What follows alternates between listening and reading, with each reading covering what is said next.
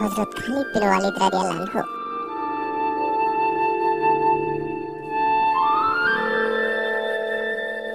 রাসূল সাল্লাল্লাহু আলাইহি ওয়াসাল্লাম খালিদের বীরত্বে মুগ্ধ হয়ে তাকে সাইফুল্লাহ উপাধিতে ভূষিত করেছিলেন, যার অর্থ আল্লাহর তরবারি। কারণ ইসলাম গ্রহণের পর মাত্র 14 বছর জীবিত ছিলেন তিনি, এবং এই অল্প সময়ে মুসলিম বাহিনীর হয়ে প্রায় 150টি ছোট বড় যুদ্ধে অংশ নিয়েছিলেন খালিদ। উল্লেখযোগ্য বিষয় হলো, তার নেতৃত্বে কোনো যুদ্ধেই পরাজিত হয়নি মুসলিম বাহিনী। প্রতিটি যুদ্ধে তিনি তার কৌশল, সাহস এবং উপস্থিত বুদ্ধির মাধ্যমে বিজয় অর্জন করেছিলেন। তাকে সামরিক ইতিহাসে একজন অপ্রতিরোধ্য সেনাপতি হিসেবে বিবেচনা করা হয়, কারণ তার রণকৌশল সবসময়ই শত্রুপক্ষকে হতবাক করে দিত এবং মুসলিম বাহিনীকে বিজয়ের পথে এগিয়ে নিত।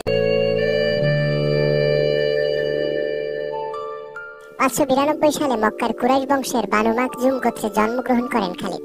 তার পরিবার ছিল আরবের শ্রেষ্ঠ যুদ্ধবিদ্যায় পারদর্শী। ছোটবেলা থেকেই খালিদ বলিষ্ঠ গড়ন, অসীম সাহস এবং শৌর্যে অনন্য ছিলেন।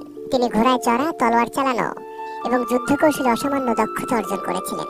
ইসলাম গ্রহণের আগে খালিদ কুরাইশদের সেনাপতি হিসেবে উহুদের যুদ্ধে নেতৃত্ব দেন। তার কৌশল ও উপস্থিত বুদ্ধির ফলে মুসলিম বাহিনীকে ক্ষতিগ্রস্ত হতে হয়েছিল অনেকবার। দ্রুত সম্প্রসারণমান ইসলামী সাম্রাজ্য হযরত খালিদ রাদিয়াল্লাহু আনহু এর হাতেই বিস্তৃত হয়। উমর ফারুক রাদিয়াল্লাহু আনহু এর শাসনামলে মুসলমান ও বাইজেন্টাইন সাম্রাজ্যের মধ্যে বিখ্যাত যে ইয়ারমুকের যুদ্ধ সংঘটিত হয়, সেই যুদ্ধের নেতৃত্বে ছিলেন হযরত খালিদ বিন ওয়ালিদ। তার অসীম সাহসিকতায় মুসলমানরা বিজয় লাভ করে।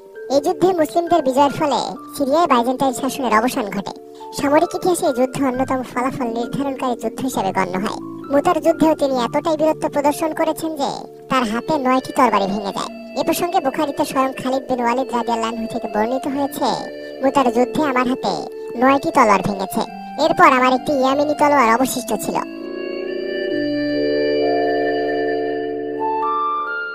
নবী মুহাম্মদ সাল্লাল্লাহু আলাইহি ওয়াসাল্লামের মৃত্যুর পর খালিদ খলিফা আবু বকর সিদ্দিক রাদিয়াল্লাহু আনহু এর সেনাপতি হিসেবে রিদ্দাহ যুদ্ধে অংশগ্রহণ করেন। বিদ্রোহী গোত্র এবং স্বঘোষিত নবীদের বিরুদ্ধে তার নেতৃত্বে মুসলিম বাহিনী একের পর এক বিজয় লাভ করে। পারস্য এবং বাইজেন্টাইন সাম্রাজ্যের বিরুদ্ধে অভিযান চালিয়ে ইসলামের ভূখণ্ডের সীমা ব্যাপকভাবে বিস্তৃত করেন খালিদ।